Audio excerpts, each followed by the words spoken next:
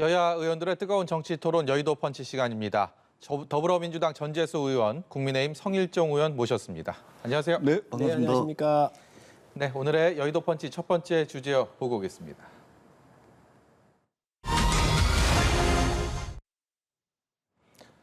여야 할 것 없이 대선 열기가 뜨겁습니다. 앞서가는 후보도, 뒤따르는 후보도, 또 아군과 적군 가릴 것 없이 마치 물러서면 끝인 것처럼 가시돋친 말들을 쏟아내고 있습니다.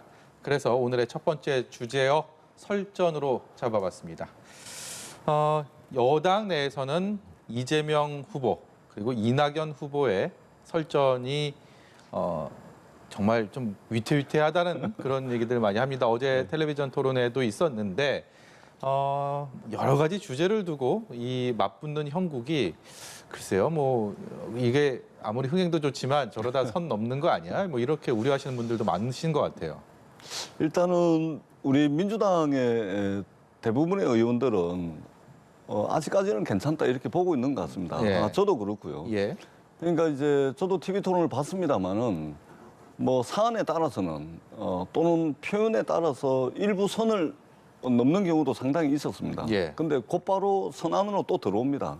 선을 넘었다가 다시 들어오고 넘었다 다시 들어오고 그럼 문제가 되면은 이제 선을 넘었다가 못 돌아오는 경우일 텐데 예, 아직까지 뭐 선을 넘어서 못 돌아오는 또는 영원히 돌아올 수 없는 선을 넘는다든지 그런 것은 보여지지 않기 때문에 뭐 국민들의 관심과 참여를 이끌어내는데 아주 좋은 소재로 진행이 되고 있는 것으로 그렇게 생각을 합니다. 다만 팩트로 딱 확인할 수 있는 그런 이제 소모적인 논쟁은 국민들께 미래 비전이라든지 이런 것들을 설명할 시간을 이제 갉아먹는 것이기 때문에 단순한 팩트에 관한 그런 논쟁들은 조금 지양할 필요가 있겠다. 예. 그런 생각이 듭니다. 예를 들면 음주 문제 같은 경우 있잖아요. 8월 4일 날 이제 어제 저 TV 토론이 있었지 않습니까? 이재명 후보가 TV 토론하기 전에 김남국 수행실장이 범죄 경력 조회서를 후보들에게 다 보여줬지 않습니까? 근데 이제 후보들은 사전에 조율 없이 이렇게 막 하냐 해서 이제 불쾌했다라는 이제 전언이 있는데 그래서 저도 이제 그거 본인이 공개하면 되는 거 아니냐 이렇게 다른 데서도 말씀을 드렸었는데 법적으로 그게 안 돼 있더라고요. 예. 예를 들면은 이재명 후보가 선거관리위원회에 대선 예비후보 등록을 했을 경우에는 그게 가능한데 예. 지금 그 선관위에 예비후보 등록을 아직 안 했더라고요. 그러니까 민주당의 박용진 의원하고 이재명 후보가 아직 선관위 예비후보 등록을 안 한 상황이기 때문에 이게 범죄 경력 해보서를 언론이나 이런 데 외부에 공개를 하게 될 경우에는 본인이 공개를 하더라도 2년 이하의 징역 또 2천만 원 이하의 벌금에 처하게끔 돼 있더라고요. 선거법에 저촉된 행위군요. 그렇습니다. 그래서 선거법이 아니고 이제 형의 실효에 관한 법률에 이렇게 예. 돼 있더라고요. 저도 이걸 몰랐는데 법상으로 본인이라 하더라도 이것을 언론에 공개한다든지 할 수 없도록 돼 있더라고요. 그래서 선거관리위원회 후보 등록을 하면 아주 간단하게 풀릴 문제이기 때문에 이렇게 이제 간단한 팩트와 관련된 논쟁은 조금 뒤로 미루고 네. 그 시간에 다른 이야기들을 국민들께 좀 하는 것이 좋지 않을까 이런 이제 아쉬움은 있습니다. 예, 야권에서는요 윤석열 전 검찰총장을 국민의힘에 입당한 것까지는 아주 좋았는데 문제는 윤석열 전 총장을 둘러싼 여권의 공세도 그렇고요. 국민의힘 내부에서도 공세가 좀 집중되는 것 같아요. 오늘도 보면 같이 경쟁을 이제 펼치게 될 원희룡, 하태경 뭐 이런 후보들, 그다음 유승민 후보도 그렇고요. 윤석열 전 총장 그리고 최재형 전 감사원장까지 해서 내부적인 어떤 기선 잡기라고 할까요? 뭐 이런 아니면 군기 잡기라고 할까요? 이런 분위기들이 형성이 되고 있는데 좀 긍정적인 효과를 좀 기대하고 계십니까? 어떻습니까? 천하의 패권을 놓고 경쟁을 하는데 야를 막론하고 선이란 없어요. 예. 모든 게 다 혼돈 속에서 서로 공격하고 또 약한 부분 치고 들어가게 될 거고 또 방어해야 될 거예요. 그렇기 때문에 이번 여든 야든 이 선을 지켜질 수는 없는 겁니다. 옛날에도 그랬고요. 예. 그렇기 때문에 야당도 뭐 그 여당에 비해서 결코 낮게 이 경쟁을 하지 않을 거라고는 예상을 할 수가 없습니다. 제가 볼 때는 여야를 막론하고 고륙상쟁이 일어난다고 봐야지요. 별걸 다 들춰내고 예. 아마 별거로 다 어떤 것도 없는 것도 만들어서 공격하지 않겠습니까? 그래서 제가 봤었을 때는 뭐 선을 유지하자라고 하는 신사협정 자체가 의미 없다라고 봐요. 이제까지 대선이 늘 그랬다 하더라도 이제는 좀 달라져야 되지 않겠습니까?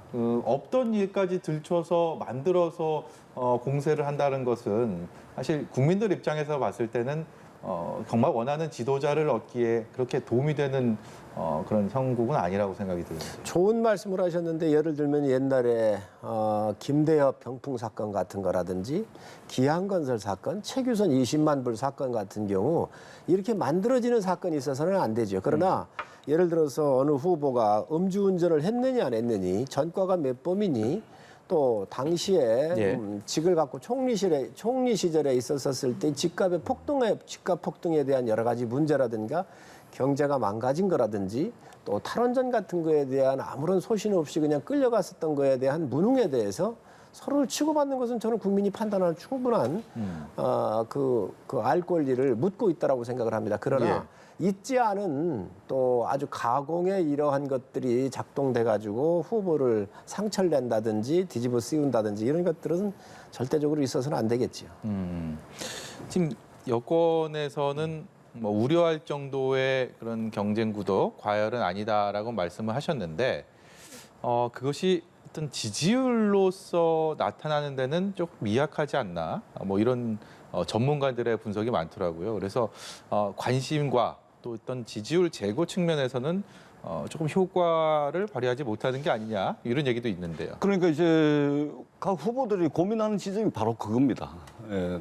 내가 만약에 이런 그 논쟁적 내용을 던졌을 때 또는 논쟁이 됐을 때 과연 이것이 나에게 도움이 되는지 그것이 지지율로 반영이 될지 안 될지 이것을 아마 각 캠프에서 아주 정교하게 아마 분석도 하고 그러고 난 뒤에 이제 말하자면 쟁점들의 불을 붙일 겁니다. 그 캠프에서 그런 이제 계산은 다 하겠죠. 근데 이게 상대가 있는 게임이다 보니까 자기가 예상했던 논쟁으로 흐르지 않고 엉뚱한 대로 흐른다거나 또는 이게 마이너스 효과를 낸다거나 이런 측면들이 있는 거죠. 그런 측면에서 이제 우리 앵커님 말씀대로 그냥 그냥 막 던지는 식으로 또는 뭐 확인도 안 된 거 그야말로 이거는 뭐 이게 국민들 보기에 눈살을 찌푸리게 한다는 이런 내용들을 가지고 이전 투구를 하게 되면 결국은 전체가 다 손해를 입게 되겠죠. 그러나 지금 민주당 경선은 조금 이제 선을 넘는 측면이 있긴 하지만 그래도 국민들이 관심 있어 하고 또는 당원들이 일부 사안에 대해서는 이제 의혹을 제기하는 것들에 대한 문제 제기와 그리고 그것에 대한 해명 과정들이기 때문에 아직까지는 뭐 괜찮다 이렇게 생각을 하고요. 오히려 이거보다는 이것도 뭐 그냥 제가 이렇게 말씀드리고 넘어가지만 사실은 이거보다 더 좋은 것은 우리가 그리는 대한민국이 어디로 나아가야 될 것인지 그리고 코로나 이후에 정말로 민생과 경제 이 부분을 어떻게 할 것인지 이런 부분들에 대한 논쟁, 공방 이것이 되면 사실은 이제 더 좋겠다, 더 좋겠다는 그런 이제 아쉬움은 있죠. 아마 앞으로 이러한 문제의식들을 가지고서 각 후보 진영에서 정책들을 가지고 논쟁할 수 있는 그런 아마 기회가 올 거라고 생각을 합니다. 그리고 정치권에 이게 정책 논쟁은 또 국민들이 별 관심이 없어하는 부분들도 또 있습니다. 이러한 부분들도 좀 국민들이 관심을 가질 수 있도록 정책적 내용이라 하더라도 굉장히 좀 국민적 언어로, 대중적 언어로 좀 쉽게 소통하고 다가갈 수 있는 그런 좀 문제의식도 가질 필요가 있지 않겠나 그렇게 생각을 합니다. 민주당이 오히려 좀 밋밋한 거 아닌가요? 아, 그렇습니까?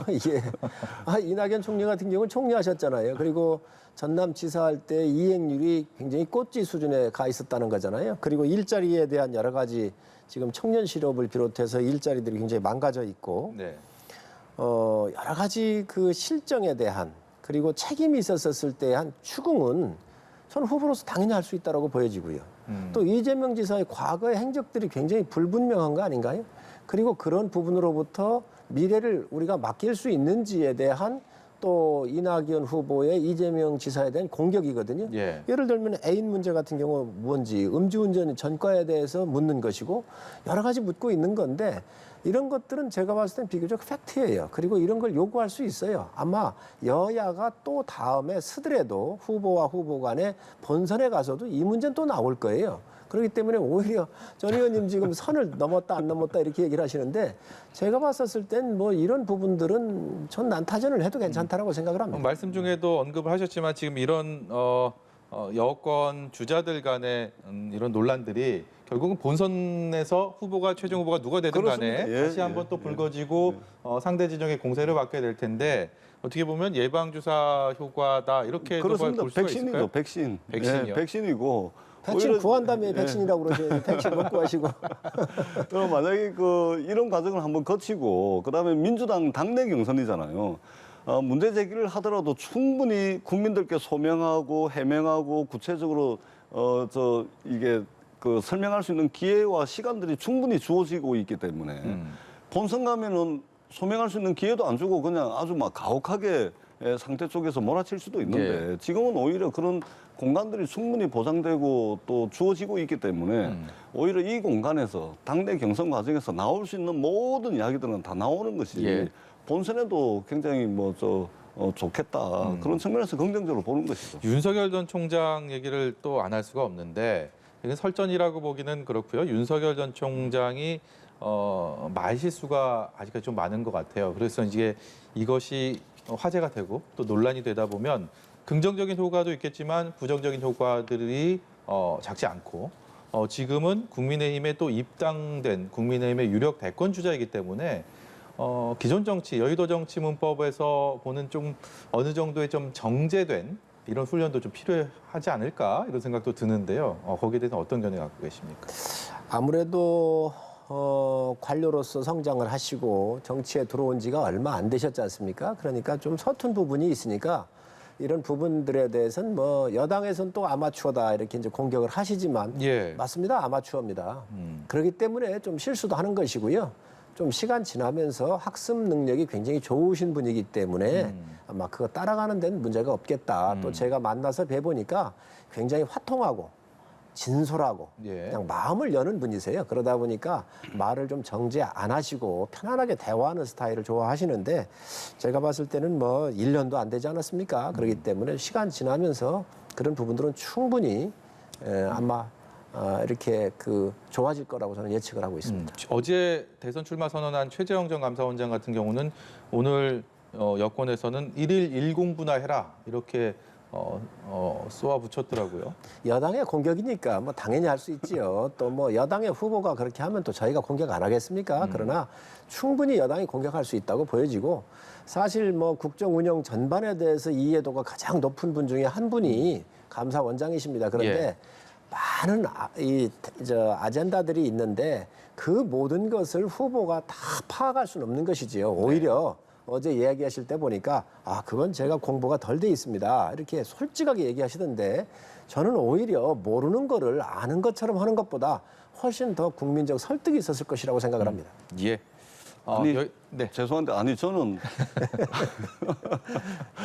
저는 이게 준비 안 됐다라는 걸 무슨 아주 자랑스럽게 이야기를 하는 것 같아요.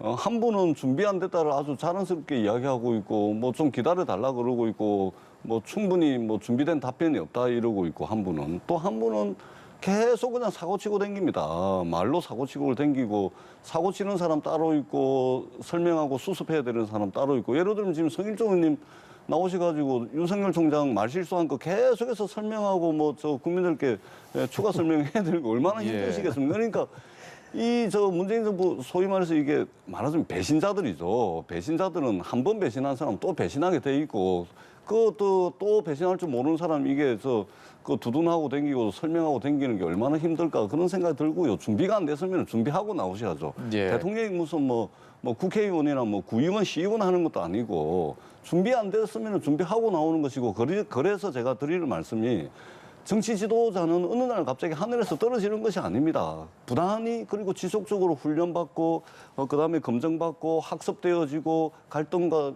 이런 것들을 중재하고 조정하는 경험들이 쌓여 있는 사람들이 하는 것이죠. 어느 날 갑자기 저런 식으로 그냥 나와가지고 대통령 하겠다 나서는 것 자체가 어떻게 보면 상당히 무모하다. 그렇게 생각할 수밖에 없습니다. 예. 우리 전 의원님께서 이제 최재형 원장님하고 윤석열 총장께서 저희 당으로 오니까 배신자라고 그러시는데 이 배신자가 될 수밖에 없도록 만든 건 또 여당이에요. 예, 저희들 책임입니다. 네, 그렇습니다. 그러면 책임 있는 쪽에서 이 오히려 키워서 보내신 거 아닌가요? 그러다가 보니 공정과 정의를 지키지 이 정권이 공정과 정의에 대한 가치를 다 버렸기 때문에 이런 분들이 이 가치를 지키기 위해서 싸우다가 핍박을 받은 거거든요. 그거를 국민들은 박수를 보낸 것이고 그래서 국민 박수에 의해서 후보로 나오신 거예요. 그래서 이것을 배신자 프레임을 씌우는 것은 아주 적합하지 않다고 한 말씀만 생각합니다. 드리겠습니다. 네. 의원님. 예, 우리 성일종 의원님께서 무슨 말씀하시는지 잘 알고요. 그러나 배신자는 배신자죠. 왜냐하면은 감사원장이나 검찰총장급 한 장관급 정도 되죠. 장관급인데 문재인 정부에서 배출한 장관급들이 여러 수백 명 됩니다. 그 중에서 딱 두 사람이에요. 그러니까 문재인 정부에서 임명한 모든 사람들이 문재인 정부가 다 못했기 때문에 저런 식으로 지금 합니까? 저 두 사람은 무슨 뭐 아주 특별하길래 저 두 사람만 그런 겁니다. 그러니까 한 번 배신한 사람은요, 또 배신합니다. 그리고 저희들이 임명 잘못한 건 제가 인정을 합니다. 사람 잘 보고 골랐어야 되는데, 예. 아니 저런 사람을 검찰총장을 시키고 감사원장을 시킨 부분에 있어서는 정말 후회를 합니다. 저희들이 잘못했다는 그 부분은 분명히 인정을 하고요. 그러나 한 번 배신한 사람 또 네. 하게 돼 있습니다. 수십 명의 그 장관 임명했던 사람들이 아무 말 없이 잘 마무리하고 넘어갔다는 것은 여당의 바람이죠. 그분들은 권력에 순치된 사람들이거나 국민을 배신한 사람들입니다. 나라가 잘못되고 있고 공정과 정의가 무너지고 있고 이 나라가 위기에 처해 있었을 때 올바로 이야기를 하지 못하고 또 국민에 대한 책무를 다하지 못하면서 권력에 충성하고 갔던 사람들은 오히려 그 사람들이 국민에 대한 배신자이지 이 나라를 지키기 위해서 국민을 보호하기 위해서 자기의 일신의 모든 걸 내려놓고 헌신적으로 국민을 위해서 일하던 사람을 배신자로 모는 것은 권력의 행포이고 언어의 폭력이라고 생각을 합니다. 윤석열과 최재형과 같은 선택을 하지 않은 문재인 정부가 배출한 숱하게 많은 장관급 이상의 고위직들은 신의를 지킨 겁니다. 정치적 신의든 인간적 신의든 신의를 지킨 것이고요. 저 두 사람은 배신자죠. 배신자 아닙니까? 뭘로 저기에서 합리화 가능합니까? 자기한테 임기 보장해주고 자기를 임명했던 사람 등에 칼을 꽂고 반대 정당에 가가지고 더더구나 준비도 안 됐다라고 스스로 인정을 하면서 왜 대통령이 나옵니까? 누가 이해를 할 수가 있겠습니까? 그리고 입만 열면 헌법가치 훼손 말씀하시는데 임기 안 채우고 야당에 가가지고 대선 후보 나오는 것 자체가 정치적 중립성과 직무상 중립성을 심대하게 훼손한 헌법가치 훼손 행위입니다. 헌법같이 훼손한 것은 정권이지요. 이 나라 헌법을 다 파괴시킨 게 이 정권입니다. 헌법 몇 권력자들입니다. 저 위배를 권력자들이고 했습니까? 국가의 지도자가 될 사람들은 역사와 국민 앞에 떳떳해야 되고 역사와 국민 앞에 배신하지 않을 수 있는 용기가 있어야 돼요. 예. 그게 지도자의 첫 번째 덕목인데 바로 윤석열 총장이나 최재형 원장 같은 경우는 저는 역사와 국민 앞에 배신자가 아니라 올바른 방향을 세워줬었던 정말 큰 그릇이다. 전 이렇게 말씀드립니다. 네, 여의도 펀치 오늘 첫 번째 주제어가 설전이었잖아요. 두 분의 설전으로 첫 번째 주제어 이제 마치고요. 두 번째 주제어로 넘어가야겠습니다. 보여주세요.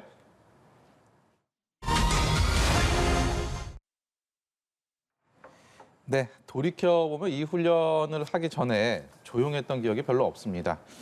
이번 역시도 마찬가지인데요. 북한 김여정 부부장의 말에서 비롯한 한미 연합훈련 중단 논란이 뜨거운 이슈로 떠올랐습니다. 여의도 펀치 두 번째 주제입니다.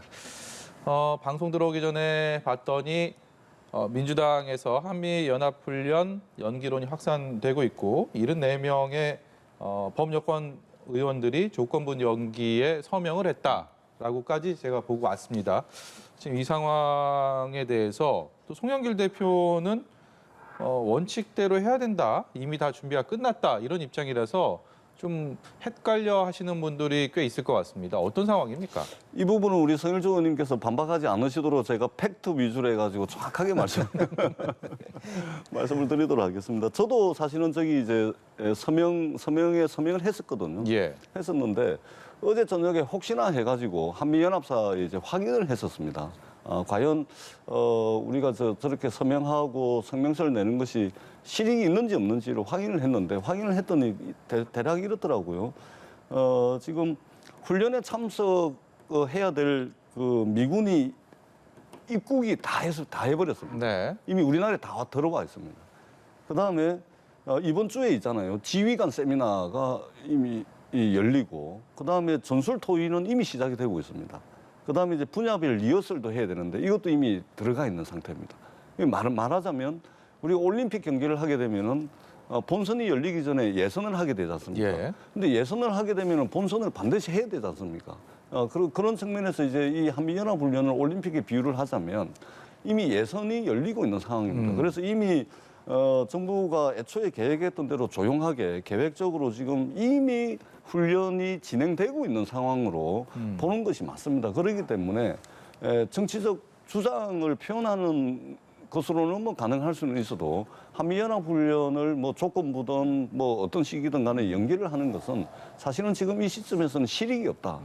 이렇게 이제 판단을 해서 저도 오늘 오전에 이제 서명을 했다가 좀 이름을 빼달라 해가지고 최종적으로 이름이 이제 포함 안 된 것으로. 정치적 의사 표현에서는 뭐 자유로울 수 있겠지만 말씀하신 것처럼 실익도 없고 이미 시작이 된 상황이라면 지금 불필요한 상황을 맞고 있는 거 아니겠습니까? 그래서 아마 뭐 저처럼 이렇게 뭐 팩트를 접하고 이름을 뺀 사람도 있고 아직 그 내용을 잘 모르시는 분들도 있고 예. 아마 그런 측면이 있을 것 같고, 그리고 저기에 서명하신 분들은 큰 취지는 뭐냐면 지금 어떻든 군 통신선이 복원이 됐지 않습니까? 예. 그러면은 이제 그동안 냉각기에 있었고 그다음에 바이든 행정부 때문에 이제 휴지기를 가졌던 남북 관계에 좀 정상화시켜야 되는 측면들이 있는데 예.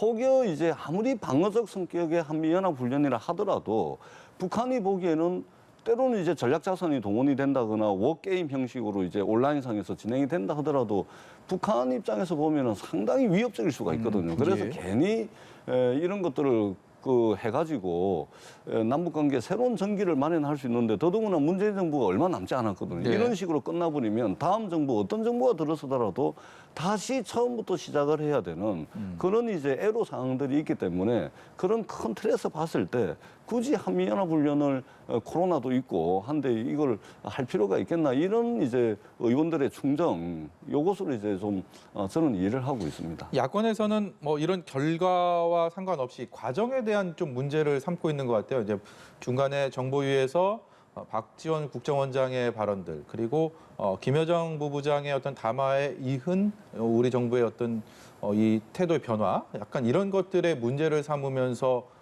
굉장히 좀 화가 나 있는 그런 상황인 것 같은데 어떻습니까? 우선 준비 단계는 시작이 된 것 같아요. 이제 훈련을 들어가려면 준비 단계가 굉장히 중요하잖아요. 그러니까 준비까지는 어느 정도 준비까지는 들어갔구나 하는 그런 판단을 하는데 아니 북한에서 하지 말라면 안 할 겁니까?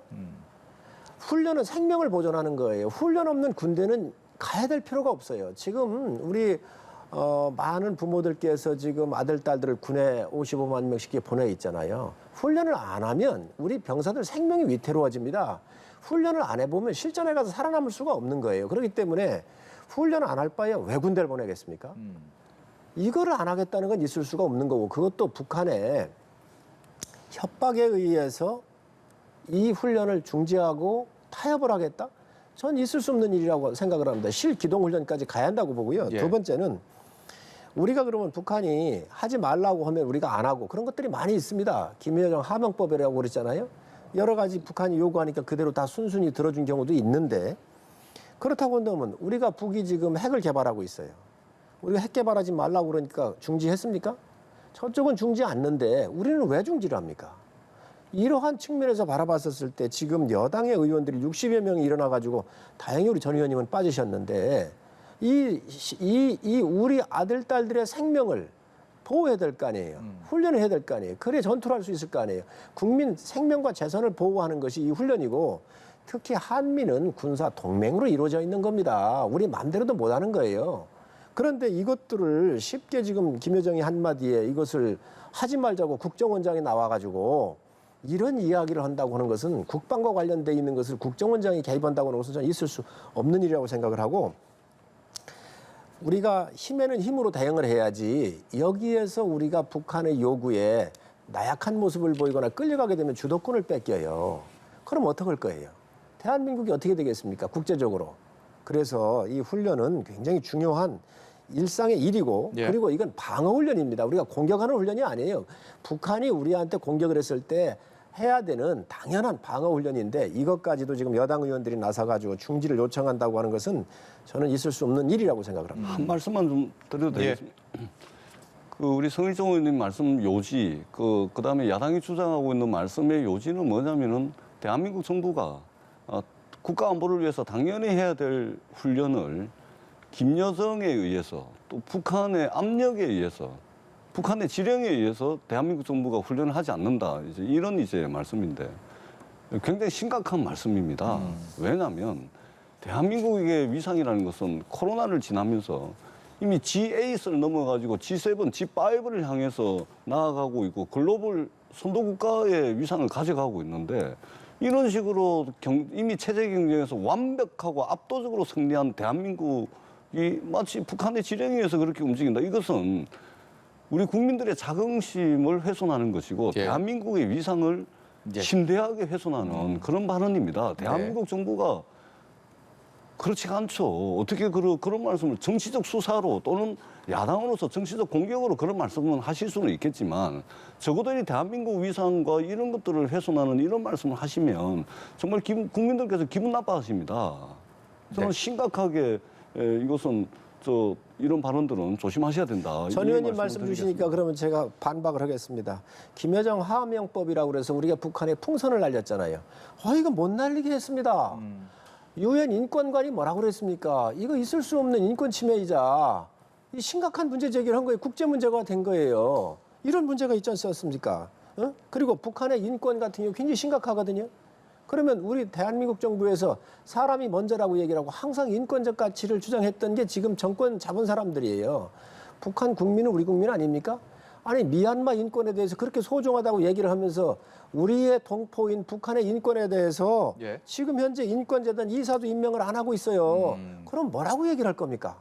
그렇기 때문에 북한의 이야기에 대해서 순응을 하고 김여정이가 한마디 하면 두려워하느냐. 이 예. 야당의 비판이 여당한테는 좋은 거예요. 그러니 야당의 얘기를 들으셔서 단호하게 자를 거 자르시고 북한한테 강하게 얘기할 거 강하게 이 얘기하시기 말씀은 바랍니다. 한미연합훈련이 사실상 시작됐다라는 전재수 의원의 어떤 그 사전 조사 취재를 통해서 어느 정도 이제 그 끝맺음이 사실 보이기 때문에 이것을 북한 인권과 그리고 대북 풍선 여기까지 미얀마 인권까지 확대를 하면 저희가 오늘 주제에서 좀 벗어나는. 그런데 거기 때문에 성일종님 한 말씀 죄송한데요.